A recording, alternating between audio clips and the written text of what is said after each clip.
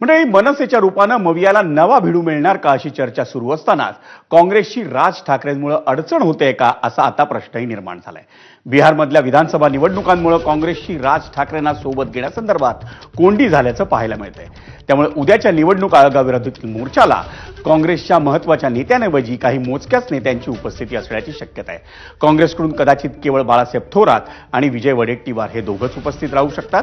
काँग्रेस प्रदेशाध्यक्ष हर्षवर्धन सपकाळांनी वैयक्तिक कारण देऊन या मोर्चातून काढता पाय घेतल्याचं समजतं आणि अर्थातच त्याला कारण आहे बिहारची विधानसभा निवडणूक। राज ठाकरेंच्या उत्तर भारतीयांविरोधातील भूमिकेमुळे काँग्रेसला फटका बसू शकतो आणि तीच बाब लक्षात घेऊन काँग्रेसनं राज ठाकरेंपासून 2 हात लांब राहणं पसंत केल्याची चर्चा आहे।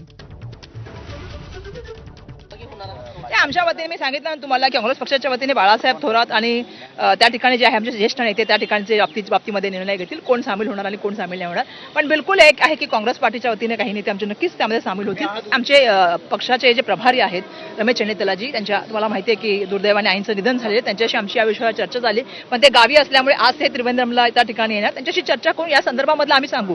पण नक्कीच काँग्रेस पक्षाचे नेते त्या ठिकाणी सामील होणार। अत्यंत महत्त्वाच्या कौटुंबिक काही जबाबदाऱ्या आणि काही कामाकरता माझ्या बघत आता आपण घरी बुलढाणा मुक्कामी या ठिकाणी असल्यामुळे मी शरीराने त्या ठिकाणी जाऊ शकलो नाही। मात्र प्रदेशाध्यक्ष या नात्यानं या मोर्चाला पाठिंब्याची भूमिका मी फार पुरेशी घेतलेली आहे।